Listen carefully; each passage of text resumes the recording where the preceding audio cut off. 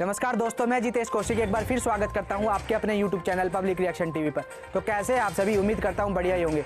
दोस्तों, हर छोटी बड़ी खबरें व ताज़ा खबरें सबसे पहले पाने के लिए अभी सब्सक्राइब करके जुड़ जाए आपके अपने YouTube channel public reaction TV पर। साथ ही घंटे का बटन अवश्य दबा लें, जिससे कि हमारी हर एक नई वीडियो का नोटिफिकेशन सबसे पहले आ सके आपके पास। जी हाँ दोस्तों, क्योंकि आप देख रहे हैं उभरता हुआ न्यूज चैनल। तो चलिए चलते हैं अपनी खबरों पर। सबसे पहले एक नजर डाल लेते हैं दिन भर की सुर्खियों पर। अग्निवीर भर्ती के लिए आवेदन की आखिरी तारीख बढ़ी, 20 मार्च तक करें अप्लाई। हरियाणा सरकार ने पशुपालकों को दी बड़ी सौगात। सोना चांदी में तूफानी तेजी, बताएंगे आज के ताजा भाव। 18 व 19 मार्च को फिर बदलेगा मौसम का मिजाज, बूंदाबांदी होने की है संभावना। जानेंगे मौसम का ताजा हाल। हिसार में भूरा खाप के 9 गाँव की पंचायत अब सर्व जातीय नौगामा खाप पंचायत बनेगी। 26 मार्च को चुनाव, सरपंचों का देंगे साथ। पानीपत में RSS बैठक का दूसरा दिन, CM मनोहर लाल खट्टर हुए शामिल। पहले दिन संघ और शाखा में महिलाओं को जोड़ने पर प्लानिंग। चंडीगढ़ में कांग्रेस और पुलिस आमने सामने, अडानी भाजपा के विरोध में राजभवन का घेराव करने जा रहे थे। और अब खबरें विस्तार से।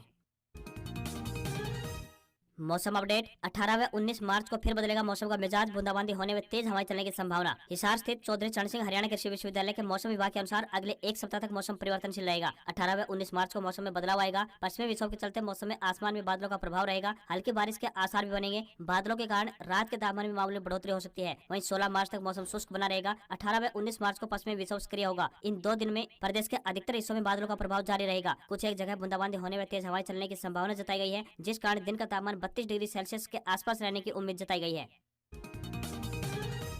हरियाणा सरकार ने पशुपालकों को दी बड़ी सौगात। प्रदेश में खोले जाएंगे 6 नए पॉलीक्लिनिक। हरियाणा के CM मनोहर लाल खट्टर चरखी दादरी में 39वीं हरियाणा पशुधन प्रदर्शनी 2023 के समापन समारोह में बतौर मुख्य अतिथि शिरकत करने पहुंचे थे। पशु मेले में संबोधन से पहले उन्होंने पशुधन प्रदर्शनी का अवलोकन किया। इस दौरान उनके साथ बीजेपी प्रदेश अध्यक्ष ओम प्रकाश धनखड़ और कृषि मंत्री JP दलाल समेत कई अन्य वरिष्ठ नेतागण उपस्थित रहे। अपने संबोधन के दौरान CM मनोहर लाल खट्टर ने पशुपालकों को बड़ी सौगात देते हुए कहा कि पशुओं की देखभाल हेतु हरियाणा में 6 नए पॉलीक्लिनिक खोले जाएंगे और इनमें से एक चरखी दादरी में भी बनेगा। उन्होंने बताया कि वर्तमान में प्रदेश में 7 पॉलीक्लिनिक कार्यरत है।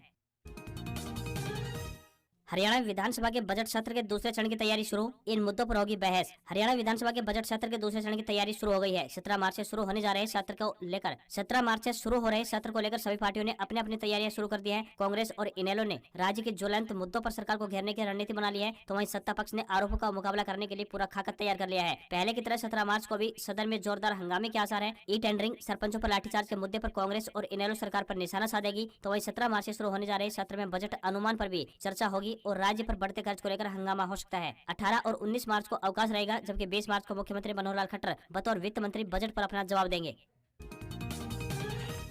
हरियाणा में गहरा सकता है जल संकट, प्रदेश के 1780 गांव रेड जोन में शामिल, सरकार ने की ये तैयारी। हरियाणा में जल संकट गहरा सकता है। गर्मी को लेकर भिवानी मौसम विभाग के अलर्ट के बाद सरकार की चिंता बढ़ गई है। सरकार की ओर से सिंचाई विभाग और जन स्वास्थ्य विभाग को अलर्ट कर दिया गया है। गिरते जल स्तर को देखते हुए सरकार ने प्रदेश के 1780 गाँव को रेड जोन में शामिल किया गया है। भूजल स्तर के हिसाब से गाँव के लिए एक पिंक, पर्पल और ब्लू कैटेगरी भी बनाई गई है। बताया जा रहा है कि इस बार सरकार इन गाँव के लिए विशेष कार्य योजना तैयार करने की तैयारी कर रही है। सरकार ने गिरते भूजल स्तर पर चिंता जताते हुए स्थिति में सुधार के लिए राज्य को अलग अलग जोन में बांटने के निर्देश जारी किए हैं। जिन गाँव में भूजल कम है, वह अटल भूजल योजना के तहत उच्च गुणवत्ता वाले कार्यों में तेजी लाई जाएगी। ई टेंडरिंग पर बुरे फंसे हरियाणा के सरपंच, ग्रामीणों का सहयोग नहीं मिलने पर अब बदली रणनीति। हरियाणा सरकार की ई टेंडरिंग प्रणाली को लेकर विरोध प्रदर्शन कर रहे हरियाणा के सरपंच अब अपने फैसले पर घिरते हुए नजर आ रहे हैं। खट्टर सरकार ने स्पष्ट कर दिया है कि ई टेंडरिंग प्रणाली किसी भी सूरत में वापस नहीं होगी, तो वहीं दूसरी ओर सरपंचों के आंदोलन को आम ग्रामीणों का भी सहयोग नहीं मिल रहा है। ऐसे में सरपंचों की नैया बीच मझधार में अटक गई है। ऐसे में सरपंच अपने आंदोलन की रणनीति बदलते हुए अब खुलकर कह रहे हैं कि वो ई टेंडरिंग के विरोध में नहीं है, बल्कि सरकार से लिमिट बढ़ाने की मांग कर रहे हैं। अब सरपंच अपने अपने गाँव के लोगों को समझाने की कोशिश कर रहे हैं कि वो सरकार की ई टेंडरिंग प्रणाली के खिलाफ नहीं है, बल्कि आनन फानन में कराए जाने वाले कामों के लिए 2 लाख रुपए की राशि कम है, इस राशि की लिमिट बढ़ाने की मांग कर रहे हैं, ताकि गांव में विकास कार्य को जल्द से जल्द पूरा करवाया जा सके। अब 17 मार्च को विधानसभा का घेराव किया जाएगा। देखना दिलचस्प होगा कि सरपंचों के इस आंदोलन को ग्रामीणों का किस हद तक साथ मिल पाता है। हरियाणा कांग्रेस का राजभवन मार्च, चंडीगढ़ पुलिस से भिड़े कांग्रेसी, दीपेंद्र हुड्डा सहित 50 से अधिक नेता हिरासत में लिए। हिंडनबर्ग रिपोर्ट को लेकर हरियाणा कांग्रेस का राजभवन कुछ सफल नहीं हो पाया। चंडीगढ़ पुलिस ने रास्ते में ही कांग्रेसी नेताओं को रोक लिया। इस दौरान पुलिस और नेताओं में तीखी नोकझोंक हो गई। इस दौरान राज्यसभा सांसद दीपेंद्र हुड्डा, हरियाणा कांग्रेस अध्यक्ष चौधरी उदयभान सहित 50 से अधिक कांग्रेसी नेताओं को हिरासत में ले लिया गया। 25 मार्च को सोनीपत में पर्दाफाश रैली और 2 अप्रैल को यमुनानगर में विपक्ष आपके समक्ष कार्यक्रम से पहले हरियाणा कांग्रेस का राजभवन तक पैदल मार्च शुरू हुआ। इस मार्च में पूर्व मुख्यमंत्री भूपेंद्र सिंह हुड्डा उपस्थित नहीं रहे। कांग्रेस इस मार्च के जरिए उद्योगपति अडानी के खिलाफ आई हिंडनबर्ग रिपोर्ट की जांच कराने की मांग कर रही है। हिसार में किसानों की दिल्ली को लेकर तैयारी, एमएसपी गारंटी सहित कई मांगों पर 20 तारीख को दिल्ली में महापंचायत, 5 अप्रैल को रैली। हरियाणा के हिसार की जाट धर्मशाला में किसानों की महापंचायत हुई। स्वामीनाथन आयोग की सिफारिशों के अनुसार एमएसपी की गारंटी, मनरेगा के तहत 200 दिन काम और दिहाड़ी बढ़ानी, मजदूरों के लेबर कोड रद्द करने की मांग को लेकर देश भर का 10 लाख किसान 5 अप्रैल को दिल्ली में रैली करेगा। इससे पहले 20 मार्च को संयुक्त किसान मोर्चा की दिल्ली में महापंचायत होगी। किसानों की फसलों का स्वामीनाथन आयोग की रिपोर्ट के अनुसार फसलों की खरीद नहीं हो रही है, तो वहीं बड़े बड़े साहूकारों का कर्ज माफ किया जा रहा है। दूसरी तरफ कर्ज को लेकर किसानों की जमीनों को कुर्क किया जा रहा है। इसलिए 20 मार्च को दिल्ली में किसानों की महापंचायत होगी। महापंचायत में सर्वसम्मति से फैसला किया गया है कि किसानों को 2019-20 व 21 का बकाया मुआवजा, 2022 भारी ठंड से व मौसम की मार से बर्बाद हुई सरसों व सब्जियों व आलू की फसल का अब तक कोई गिरदावरी नहीं होने पर किसान आंदोलन करेंगे। हरियाणा केंद्रीय विश्वविद्यालय में स्नातक पाठ्यक्रमों के लिए आवेदन की तिथि बढ़ाई गई। हरियाणा केंद्रीय विश्वविद्यालय में शैक्षणिक सत्र 2023-24 के लिए स्नातक पाठ्यक्रमों में 9 फरवरी से आरंभ हुई दाखिले हेतु आवेदन की अंतिम तिथि बढ़ा दी गई है। विश्वविद्यालय सामान्य प्रवेश परीक्षा यानी CUET के अंतर्गत स्नातक पाठ्यक्रमों आवेदन की अंतिम तिथि बढ़ाकर अब 30 मार्च कर दी गई है। विश्वविद्यालय के कुलपति प्रोफेसर टंकेश्वर कुमार ने कहा कि आवेदन हेतु बढ़ाई गई तिथि से और अधिक आवेदकों को विश्वविद्यालय में प्रवेश पाने का अवसर मिल सकेगा। इन स्नातक पाठ्यक्रमों में दाखिले के लिए आयोजित होने वाली प्रवेश परीक्षा के लिए आवेदन प्रक्रिया अब 30 मार्च तक चलेगी। साथ ही अभ्यर्थी 1 से 3 अप्रैल तक आवेदन के विवरण में सुधार कर सकेंगे। हरियाणा में जांच किटों की कमी, जिला अस्पतालों में व्यवस्था नहीं, देरी से मिल रही है रिपोर्ट। हरियाणा में इन्फ्लुएंजा वायरस के बढ़ते संक्रमण के बीच जांच किटों की कमी पड़ गई है। ओपीडी में आने वाले मरीजों में अधिकतर मरीज फ्लू से संक्रमित मिल रहे हैं। ऐसे में जांच कराने वालों की संख्या अचानक से बढ़ गई है। हालांकि स्वास्थ्य अधिकारियों का कहना है कि संक्रमण को लेकर भयभीत होने की आवश्यकता नहीं है, केवल कुछ सावधानियां बरतकर इससे बचा जा सकता है। विभाग के अधिकारी ने बताया कि जल्द ही किटों की कमी को दूर कर लिया जाएगा। इसके लिए तमाम तैयारियां पूरी कर ली गई है। इस बारे में स्वास्थ्य मंत्री अनिल विज का कहना है कि स्वास्थ्य विभाग पूरी तरह से तैयार है। सभी अस्पतालों में फ्लू ओपीडी का आदेश दिया गया है। जांच से लेकर इलाज में किसी भी प्रकार की कमी नहीं रहने दी जाएगी।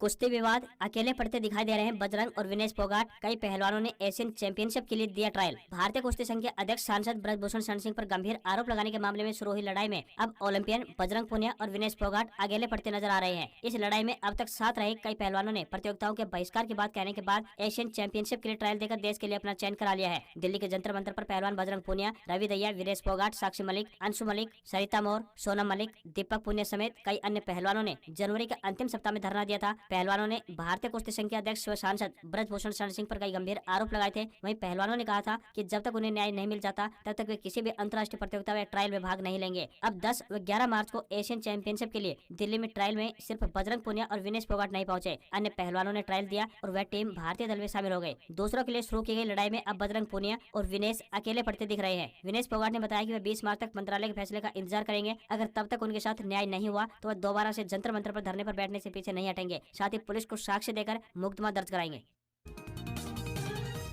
पशु प्रदर्शनी का समापन, कौशल्या देवी को ट्रैक्टर तो प्रदीप को मिली बुलेट मोटरसाइकिल। मुख्यमंत्री ने वितरित किए पुरस्कार। हरियाणा के चरखी दादरी में 3 दिवसीय प्रदेश स्तरीय पशु प्रदर्शनी का समापन सोमवार को हो गया। समापन समारोह में मुख्य अतिथि मनोहर लाल खट्टर ने शिरकत की। समापन समारोह में पशुपालकों के लिए इनाम भी निकाले गए। इसमें भिवानी जिले के भेड़ी गाँव निवासी कौशल्या देवी को ट्रैक्टर दिया गया। इसी प्रकार रेवाड़ी के जांगड़ा गाँव निवासी प्रदीप को बुलेट मोटरसाइकिल पुरस्कार स्वरूप दी गई। इनके अलावा मकडाना निवासी राजवीर सिंह को स्कूटी मिली। भिवानी के गाँव भूंगल निवासी सोमवीर, घिकाड़ा निवासी संदीप, लोहरवाड़ा निवासी मीना देवी को दूध निकालने की मशीन प्रदान की गई। 5 मधानी के मशीनी, गांव मालकोस निवासी सचिन, गांव कनेटी निवासी सुरेश, गांव रावलदी निवासी अनिल कुमार, गांव नांदा निवासी कृपाल और गांव लाड निवासी प्रेम देव को दी गई। फरवरी में रिटेल महंगाई घटकर 6.44% पहुंची। दाल, चावल और सब्जियों के दाम कम होने से मिली मामूली राहत जनवरी में 6.52% रही थी। देश में फरवरी महीने में रिटेल महंगाई घटकर 6.44% पर आ गई है। खाने पीने के सामान में मामूली बढ़ोतरी हुई है। वहीं दाल, चावल और सब्जियों की कीमतों में थोड़ी राहत आई है, जिसके चलते महंगाई दर में मामूली गिरावट देखने को मिली है। बीते महीने अंतर्राष्ट्रीय और घरेलू बाजार में गेहूं जैसे खाद्यान्न के भाव घटे हैं। सरकार ने सप्लाई भी बढ़ाई है। इसका असर भी रिटेल महंगाई के आंकड़ों पर पड़ा है। खाने की चीजें और एनर्जी को छोड़कर कोर इन्फ्लेशन में फिलहाल कोई कमी नजर नहीं आ रही है। महंगाई का सीधा संबंध परचेजिंग पावर से है। उदाहरण के लिए यदि महंगाई दर 7% है तो अर्जित किए गए 100 रुपए का मूल्य सिर्फ 93 रुपए होगा। इसलिए महंगाई को देखते हुए ही निवेश करना चाहिए, नहीं तो आपके पैसे की वैल्यू कम हो जाएगी। अग्निवीर भर्ती के लिए आवेदन की आखिरी तारीख बढ़ी, 20 मार्च तक करें अप्लाई। एग्जाम में पास होने पर मिलेगा रैली में शामिल होने का मौका। भारतीय सेना ने अग्निवीर भर्ती के लिए आवेदन की लास्ट डेट को आगे बढ़ा दिया है। अब उम्मीदवार 20 मार्च 2023 तक अप्लाई कर सकते हैं। पहले आवेदन की आखिरी तारीख 15 मार्च 2023 थी, जिसे 5 दिनों के लिए आगे बढ़ा दिया गया है। भारतीय सेना में अग्निवीर भर्ती के तहत स्टोर कीपर, क्लर्क और टेक्नीशियन सहित कई पदों पर भर्तियां की जाएंगी। इस भर्ती के अंतर्गत कुछ पदों के लिए 8वीं पास तो कुछ के लिए 10वीं और 12वीं पास उम्मीदवार आवेदन कर सकते हैं। उम्मीदवारों की उम्र की बात करें तो 17 साल 6 महीने से लेकर 21 वर्ष के बीच होनी चाहिए। एग्जाम 17 अप्रैल 2023 को आयोजित किया जाएगा। भारत में जनवरी से मार्च तक का वक्त फ्लू सीजन माना जाता है। इस दौरान लोगों में सर्दी, खांसी और बुखार जैसे लक्षण देखने को मिलते हैं। इस बार का फ्लू सीजन काफी अलग है। अब की बार न सिर्फ मरीजों की संख्या कई गुना बढ़ी है, बल्कि उनकी खांसी भी हफ्तों ठीक नहीं हो पा रही है। बड़ी संख्या में मरीजों को आईसीयू में भर्ती करने की नौबत तक आ रही है। Indian council of medical research यानी ICMR का मानना है कि इसकी वजह H3N2 वायरस हो सकता है, जो भारत में तेजी से फैल रहा है। डॉक्टरों का कहना है कि भारत में इन्फ्लुएंजा के मामले जिस तेजी से बढ़ रहे हैं, उससे लगता है कि यह दौर लंबे समय तक चलेगा। इसके लक्षण जैसे खांसी और खराश 3 हफ्ते तक रह सकते हैं। वहीं आमतौर पर मौसमी बुखार और खांसी करीब 5 से 7 दिन तक रहता है। सेंसेक्स 897 अंक गिरकर बंद, निवेशकों के 4 लाख करोड़ रुपए डूबे। अडानी ग्रुप के 10 में से 4 शेयरों में 5% की तेजी। अमेरिका के 2 बैंक बंद होने का असर भारतीय शेयर बाजार पर भी दिखाई दिया। हफ्ते के पहले कारोबारी दिन सेंसेक्स 897 अंक गिरकर 58,237 के स्तर पर बंद हुआ। वहीं निफ्टी की बात करें तो यह भी 257 अंक की गिरावट रही। यह 17,155 के स्तर पर बंद हुआ। सेंसेक्स के 30 में से 29 शेयर गिरावट के साथ बंद हुए। केवल टेक महिंद्रा का शेयर 6.83% ऊपर रहा। इस गिरावट के चलते निवेशकों के 4 लाख करोड़ रुपए डूब गए। अडानी ग्रुप के 10 में से 6 शेयरों में गिरावट और 4 में तेजी रही। सोना चांदी में तूफानी तेजी देखने को मिल रही है। दिल्ली सराफा बाजार में सोने की कीमत में 970 रुपए का उछाल आया और ये 56,550 रुपए प्रति 10 ग्राम के स्तर पर बंद हुआ। चांदी की कीमत भी 1600 रुपए की मजबूती आई और ये 63,820 रुपए प्रति किलोग्राम के स्तर पर पहुंच गई। आपको यहाँ पर बताते चले कि शेयर मार्केट में जब बिकवाली होती है या खतरा बढ़ता है तो निवेशक सोना चांदी की तरफ रुख करते हैं और कीमत में बढ़ोतरी देखी जाती है। अमेरिकन बैंकों के दिवालिया होने से शेयर बाजार में खलबली मची है। वहीं $1 का रेट 82 रुपए 26 पैसे के स्तर पर बंद। आपको हमारी खबर पसंद आई हो तो हमारी खबरों पर एक प्यारा सा लाइक जरूर दें। जी हाँ दोस्तों, और साथ ही खबरों को ज़्यादा से ज़्यादा शेयर करें और कमेंट बॉक्स में इन खबर पर आपकी क्या है राय वो हमें ज़रूर बताएं। आज की खबरों में सिर्फ इतना ही, मिलते हैं अगली खबर में। जब तक सब्सक्राइब करके जुड़ जाइए आपके अपने YouTube channel public reaction TV से, और साथ ही घंटे का बटन जरूर दबा लें ताकि हमारी हर एक नई वीडियो पहुंच सके आपके पास सबसे पहले।